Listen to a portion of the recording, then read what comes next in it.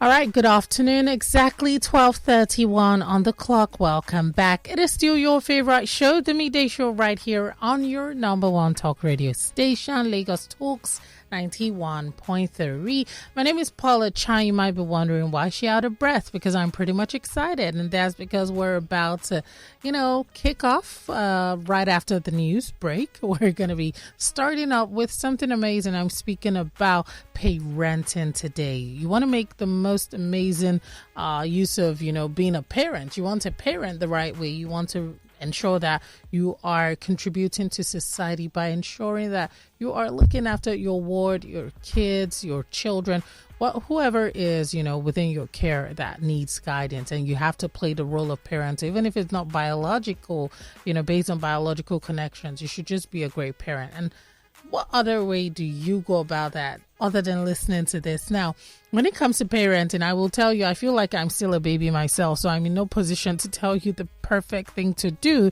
But I know someone who happens, thankfully, to be my co-host. She's actually the pilot of the show. I'm the co-pilot, guys. But she is the CEO of LagosMums, and she's an amazing individual, one who has gone on to do research and to put an end to some of the things that we shouldn't be doing, that we believe, it's culture, is the right thing. Now, she's also telling us the right things to do. I'm talking about Miss Yetty Williams. She's joining virtually. Hi, Miss Yetty. Good afternoon. Good afternoon, Paula. How are you? I'm good. How are you? Happy Easter in advance. Oh, happy Easter in advance. I'm great. And yourself? I'm fine. I'm just wishing, you could adopt me sooner than later. What do you think? The application form is going to soon be ready. So you've been telling me this for almost 2 years, Miss Yetty. What's going on with the printer? You finally convinced me, Nick. That's why. Oh, thank you. All right, now, Miss Yetty, I'm super excited and pumped up because I feel like today's topic is one that, even if, yes, we're more concerned about the minors, but I feel like this cuts across board and different age groups. Today's topic is social media making people meaner? Are people becoming more difficult, more terrible, more horrible people because of social media? I really want to know, Miss Yetty Williams, because to be fair, what I see on social media, the comments, the opinions, it's really toxic, but I try to stay away from judging people. I'm just like, after all, everyone has a right to, have access to social media and do what they like. But sometimes some things are just outright horrible. I would really love to know, please. Just take us through this one. Is it indeed making us meaner? I feel like it is, but I'll rather wait for you to break this down. Okay. Absolutely. So we've talked about it before on this show, something called the online disinhibition effect. Okay. And we'll explain it a little bit more. So the question is, is social media making people meaner? And if it is, does it really matter? Right? And this show is all around parenting in the modern age, in the digital age, and making sure that we're raising children to be successful now and in the future when they become adults. So there's a general way, there's certain things that we believe children need to thrive, love, nurture, a safe environment, and all of that. However, in the digital age, a child, no matter where they physically live, where they're from, once they're connected to the internet, they have access to billions of people. Not thousands, not hundreds or hundreds of thousands, but billions of people. Because we now know that I think it's about 5 billion people are now on the internet, and about 4 point something are on social media. So that every single individual today, whatever you think, whatever you think are your thoughts, your values and all of that, are you really sure? Or how much of that is being influenced by what you are consuming online all the time? Because these devices are now right in the palm of our hands. So the question is it making people meaner? Absolutely. And I'm going to go through five main things that show what being mean online looks like, how to identify how it's affecting you potentially, and what that means for you as a parent today. You can't afford to raise your child thinking insularly. That means you can't be insular. You can't think, oh, within our house, these are the things we believe. This is our faith. This is our belief system. And you believe that that's all you need to do. The child is going out to school every day. And then the child is coming home and probably has hours uninterrupted consuming content online and seeing how people online who are supposed to be adults, right? Who are supposed to know better. They are seeing how they are communicating, things they are saying online, and it's influencing them as well. So it's important. Parents, this show is not about whether or not a parent is saying, well, I'm not even on social media, or I'm always nice on social media. It's not about what you do. It's about realizing how toxic that environment can be, and then being very clear that how might this be affecting my children's view of the world, and how might they be changing their perception of human beings, and you don't even know that's happening. Oh, wow. Thank you so much, Miss Yetty. Now, speaking about how to, play a role, I want to ask, when it comes to a particular aspect of the internet that I know that it has even cost the lives of some victims, I'm speaking about cyberbullying, the use of social media. Now I'm stuttering because I'm trying to arrange this in a way like I'm not attacking anyone in particular, but social media is we're all told that, we're all equals on social media. So maybe, for example, you put out something or a video and I don't like it doesn't quite sit well, even if it might not like really incite anyone else, but just because I do not like it, am I allowed to say mean words to you because I feel like, this thing triggers me, or I just hate that you're dressed like this? In my defense, I might say, it's my opinion. I don't like that Miss Yetty is wearing like a crop top. Why are you showing skin? So I might attack you. But you at the receiving end might see this as cyberbullying because you feel like wearing what you want and putting it out there. I want to ask Miss Yetty, for those who go around, picking on people and trolling people and just making their opinion known, whether it's in a harsh form, do you think these people are indeed mean, or should they be allowed to express themselves? Because some of them will argue you put this for everyone, so everyone has an opinion over it automatically. What do you think about this? So, that particular example actually brings me to two examples that I wanted to quickly talk about. Okay. Which will kind of answer your question. So hold that thought. Okay. The first one, for example, is what happened. I won't even mention the name of the movie, right? But that movie that gave the best dressed female to a certain person, right? Okay. So let's have it. Sorry? And I said, okay, let's have it. Like, I live for this. I want to know. Okay. So that for me, and that reminds me of how sometimes with Nigerian parents, African parents, we tend to sometimes say, those things happening in the West, they can never happen here in Nigeria. They can never happen locally, right? And I keep saying that if you're in this digital age, you are exposed, you're not constrained by any geographical borders, right? You're exposed to everything happening in the world. So let's not fool ourselves to think that certain influences are not coming into our subconscious without knowing it. I would never have imagined that something that would happen on Nigerian soil, but it did. Wow. Right? What's interesting following that is some of the attack that we then saw in terms of the gentleman Femi Adebayo, who was the one who announced the winner. Anybody who knows how shows award shows like that or award ceremonies like that work would know that the person announcing the winner many times doesn't know whose name is going to be announced. Either they're opening an envelope or something, right? So the fact that he was being attacked because he's the one that announced the winner in itself is interesting, right? Somebody had an agenda. The producer, right, had an agenda to make their particular movie trend. Exactly. They decided then pick this controversial person to win the best female dressed. And then the person who was simply just, it was almost as if it was a chess piece. He had no clue of what was happening. At least that's what we've been made to believe, right? He announced who won.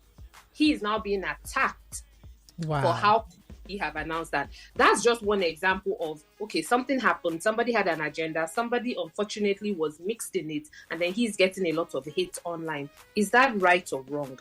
The other quick example I want to bring up is the example around the princess, right? Kate. Right? Yes. She had an abdominal surgery earlier in the year. She was off social media for a while. Some picture showed up that they said was edited or manipulated, whatever. People came out with all kinds of vile, mean, horrible comments saying, why is she not here? They brought up all kinds of stories from the past. They said all sorts of things, only for her to come out and say that unfortunately she's undergoing treatment for cancer. Yeah, that was heartbreaking.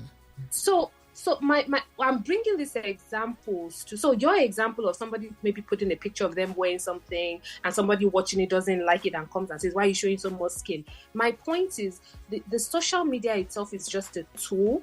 But what is happening is that people are forgetting that the person behind the screen you're talking about is also a human being. So you can't just sit down and be a keyboard warrior and just say whatever you feel like. I know somebody will say, well, I have freedom of speech. But I dare say that with that freedom of speech, you wouldn't go up to an individual and say some of the nasty things you would type online. It's unlikely that you will see somebody in front of you. Even if I saw you outside with that example you gave me, and I think, oh, why is Paula wearing this kind of blouse? I don't think she should wear it, or he's showing too much skin. I'm not sure I'll come up to you and tell you that to your face. Now, wow, see what you are wearing. Don't you know how to dress? It's unlikely somebody will be that mean. Some people are, we know. But it's unlikely majority of people will say that to somebody in front of their face. Now, what I'm concerned about is children are seeing all of this chatter. They are seeing how people are taking themselves out on social media, insulting themselves. Situation A can happen, but how people comment and the responses and comments afterwards really show the heart of people nowadays, right? So, for example, with this particular one of the award one, I really went deep into it because I then realized how somebody was insulting somebody's children and somebody had to come on, they don't mention my children, and you're thinking, what kind of, I don't know this culture, I don't know what this is, like, what is happening? So for me, I really think people are becoming quite disinhibited online, which just means that people are saying whatever they feel like online, thinking they're not hurting somebody, or they're hiding behind the fact that they can be a keyboard warrior and just say whatever and move on with it. But I'm linking it to parents today. Your children are seeing all of this. Your children are consuming all of this content. I'm sure there are lots of Nigerian parents who might not have sat down with their children to discuss, did you even see what happened at this award ceremony? What's your opinion on it? I had that conversation with my children. And of course, one of them had seen everything and heard everything. The other one was like, what are you talking about? Do you know what I mean? But we had a conversation about it. What do you think? What are your views? We must be having those conversations, because if we don't, your children are picking up, the way the world is now is that I can say whatever I feel like online. That's one angle of this. True, yes. Is that I would just say, but see, even you so-called adults that know better, you call our generation woke everything. See how people are abusing each other online. So they're going to take a cue from that and say, this is how things are. So I'll stop there, but I hope that answers your question about people are meaner. People are saying whatever they think they can say. And I say we're in an e-village, which means everything we're doing online, our children are being influenced by it. So we need to stop thinking, Nigerians are just a different way. Our culture I keep saying this culture we talk about, is it really, really that 100% perfect? Are we sure that the things that we're showing our children are things that are going to make them think, I'm so proud to be a Nigerian? There's certain things we just don't do. I'm not sure. I think we're crossing the line into almost anything goes, and that's very dangerous. Yeah. Speaking about dangerous, I have one more question, but let's invite our listeners. Now, for those who are listening, perhaps you may have been a victim of cyberbullying or just been embroiled in, comment section wars, crisis. What do you think about the, something that seems to be the norm these days, unfortunately, which is the fact that maybe social media might be contributing to people becoming meaner. We're talking about that today. Miss Yetty, the CEO of Lagos Mums, is here joining virtually as well as I, Chine Paula. I'm here as well. If you want to be a part of this, please send us your opinions or your experiences via our WhatsApp. But for those who prefer to make use of X, formerly known as Twitter, our handle is at Lagos Talks 913. Kindly send us a tweet ensuring that you're using the hashtag parenting today. If you want to join via WhatsApp, please feel free to call, send a voice note or a message on 0809 234 5913. I'll take it again, 0809 234 5913. If you want to join via the phone line, 0809 222 0913, 0809 191 3913, and 0809 234 5913. Kindly join the conversation. Landline number 0201 515 1913. Miss Yetty, I was going to ask now, when it comes to sharing things online, oversharing, you know how people bring their, unfortunately, it's become more often than not, people having, family disputes settled in the court of online in-laws. So for people who are mean, people who troll these people, I've asked someone, why do you go to comment sections? And I know it's a burner account, but I know who owns it. And I told him, I said, you're always commenting against women hatefully. And he said something. He said, if you're sharing all of this online, you're opening doors to any opinion. So it's more like what you see is what you get. If you push sugar outside, you're going to have ants come.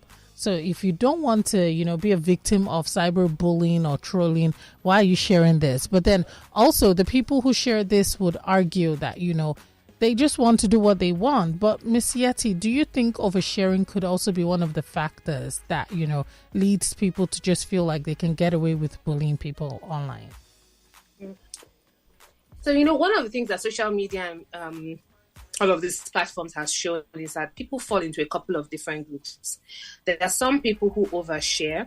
There are some people who actually, from a psychological perspective, I don't want to start calling any names online, but there are certain behaviors that if you go online and you can justify being mean online, it shows that you have a certain way of thinking, right? And this have allowed you to not check it. Now you can do it, quote and unquote, and feel like you're getting away with it. And you are even building that muscle in your brain that's telling you this is okay to behave this way. So it's really, really showing human, and that's why I think I mentioned the course I just finished in cyber psychology. So being trained in that space and seeing that the psychology of people, how they behave, how they think, their mindset, whatever they fall in terms of, behavioral patterns and all of that, technology just comes to exacerbate that. Do you know what I mean? It makes it potentially worse. It makes that person who would otherwise still be would be ostracized otherwise in person, if within a particular friendship group or in an office setting, whatever setting, they are consistently behaving in a certain way, that person will get, kind of punished for that. Either they will stop it, people won't invite them to things anymore, won't talk to them. Somehow in the online world, it allows you to continue doing it and feel like you can get away with it. Exactly. So with that, I want to quickly share 5 things that fall under this. Why are people meaner online? And that's going to answer your question. The first one is something called flaming, right? That means hostile online interactions where people are just nasty and insulting each other. And usually they use personal details to flame the person. So in this example you have given of this gentleman saying, and if you didn't want me to talk about that, then an example of flaming as a behavior, which is I will just be nasty online because I can, and I'll be using information you even put out there to use to flame you and be nasty to you. So it's an aggressive form of intimidation. Wow. That's what that is.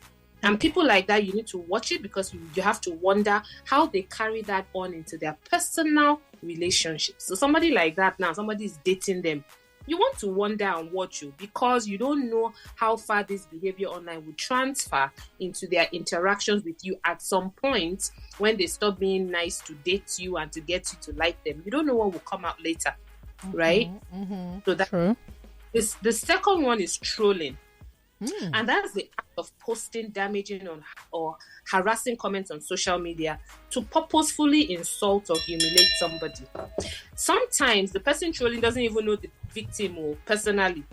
They just like to be troublemakers online, and they want to hide behind the fact that they are anonymous. So in that first example, usually the person will use some personal information they might know about the person. In trolling, their job is to just go around, usually in online gaming spaces, and just be mean just because they want to, and they want to just cause people to fight and come at each other online. Right? So that's that trolling. They just troll, and essentially what it means, just trolling online, looking for where they can cause trouble. Sometimes they'll cause the trouble and they'll just go. They've forgotten that they sparked the fire and they leave. Right? The third one, cyberbullying. That's the one that's very personal. So cyberbullying is, it's not just making the comments, it's coming and harassing and attacking somebody consistently. There's a repeated nature to it. So typically, a cyberbully has decided this is person, they want to bully them, and they are coming to use cyber platforms to bully them. So they are constantly coming, constantly saying something nasty, always making comments. Sometimes they have ulterior motives. They are the ones that can come and bully and say, send me pictures. If you don't send it, I'll release the one you sent to me last year. Unfortunately, online bullying also comes from cyberbullying. Wow. Right? The fourth one, I said 5, we're almost there. The fourth one is cancel culture. This idea of canceling or mass shaming somebody online.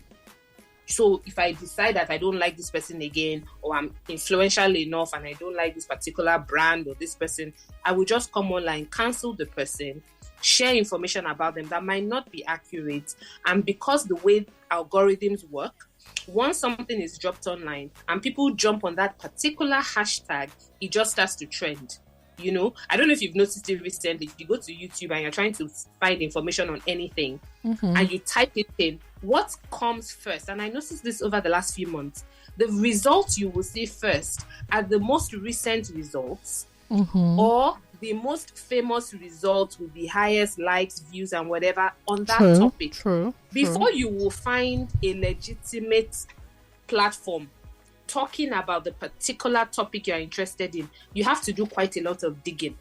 Yeah. So because everything now is based on algorithms, they're not really saying, okay, is this from a reputable source? Or just because I want to find out if televisions that are black are trending, and somebody happened to talk about it last week, you will just be saying, how to know if televisions that are black are good? Televisions that are black, televisions that are black. And it will just be coming up before you find an actual source that's reputable talking about it. Oh, wow. So that's culture. And then the last one is online disinhibition, which means that, in my view, we're diminishing what it means to be human and kind and empathetic, right? People online behave very differently. One is they share too much sometimes because they're online. There's this level of, they're just a bit more relaxed and think that, it's just me and my keyboard, so I can just type anything. So things that somebody in front of you, before they will learn that level of intimacy from you, if it's a physical relationship, how long can you sit with somebody if you go for dinner, for example? Maybe 2-3 hours. By the time you're finishing, you're all going home. Now, when you're online, you can sit down and talk to somebody for 5 hours non-stop. True. So what is going to happen is that you're going to share much more than you would ever have shared with that person if they were in front of you. So it's a double-edged sword, because if you are sharing so much online, you think you know this person, but they're actually a stranger. But because you have been gisting with them for so long, you feel, this person is my person. I met them online. You don't know who they are. You don't know when they will switch. You don't know if for them it's a game. So for me, I mentioned these 5 areas because imagine as a parent, you're not aware that, my child is online doing some of these things, being exposed to some of these things, spending 5 hours online on holiday, for example, chatting with all kinds of people online, sharing all sorts online. You don't know how it's eventually going to affect that your child that you think, they're just in their room upstairs now. Wow. Thank you so much for, illustrating with such basic and very, very relatable examples, such as, isn't that the child that's just on their device upstairs? We're all guilty of that at some point. Thanks for bringing that to the fore. So we have a voice note here. If you do not mind, we're going to play it, and then you can go on to probably answer this person. Remember, if you want to join the conversations, numbers you can call on 0809 234 5913. And that's the same for WhatsApp as well. Hello, good afternoon, Paula, and good afternoon, Ms. Yetty Williams. This is Enoch. I believe that social media can be for good, and I think it can be for bad.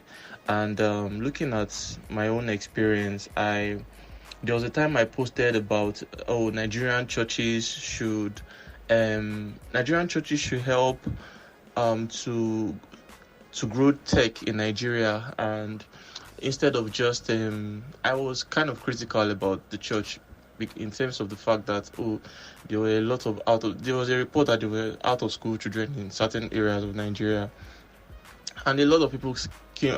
I just tweeted it, and I came back on my timeline, and I saw that I got a lot of notifications. A lot of people were insulting me, and these were supposed to be so-called Christians insulting me, telling me that I should use my own money to do that, blah blah. That was just my opinion. I believe that social media, people are always looking for, especially X, people are always looking for something to react to. People are always looking for something to be angry about these days, and that spirit of anger or being mean is kind of spreading. The one that really gets to me is the fact that those people who then have children that will come online, I don't know, in the future, and see what their parents have put online, especially maybe in video format. So that's my opinion. I feel like if you're on social media, you should focus on the good area and leave the bad area out. Also, this is Enoch again. 2 days ago, Tenny posted a video where she, like, a new music video, and some people, a guy came on quoted out on X saying that she has lost weight. She lost weight before. Now she has and she was flaunting the fact that she lost weight everywhere. Now she has added weight back. That he doesn't understand it, that her body is back to being fat again. And people started from that response, people started insulting her, talking about her body and all that. So sometimes it's not even directly. It's not even like the person is not even giving you a way to communicate about their body. They are promoting something else, but some people will still find a way to insult them or to be mean to them. So when people say that, but you posted something for me to talk about, they may not even be posting for you to talk about. They're just talking about something else. So it's really insane these days. Really, really insane. All right, Miss Yetty. Yeah. What do you have to say about that? Very. The truth, remember, is back to everybody needs to understand what that term I use, which is about that online disinhibition.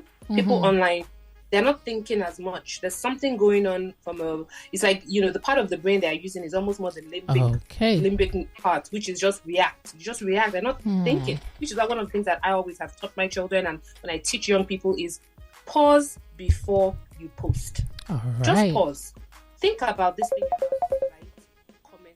Should I really be making this? Why am I doing this? Because once you start, it's like a rabbit hole. And like he pointed out, there's certain platforms that are known for certain types of behaviors. Some are definitely more hostile than others. But the truth is, it's starting to bleed into other platforms. But yeah, somebody puts something online and somebody makes one inappropriate comment. That's an example of trolling. You just come and you say something nasty just because, or even flaming. Actually, you just say something to insult somebody who's coming to share her talent. You come and you insult her body size, and then people jump on that. So there is definitely something going on. And I think as maybe because for me, the way I started using social media was always just for business. Was when I started. It was years after I started business platform that I opened a personal. But initially, I started it with my platform of helping with intentional parenting. So my approach to social media has always been for good.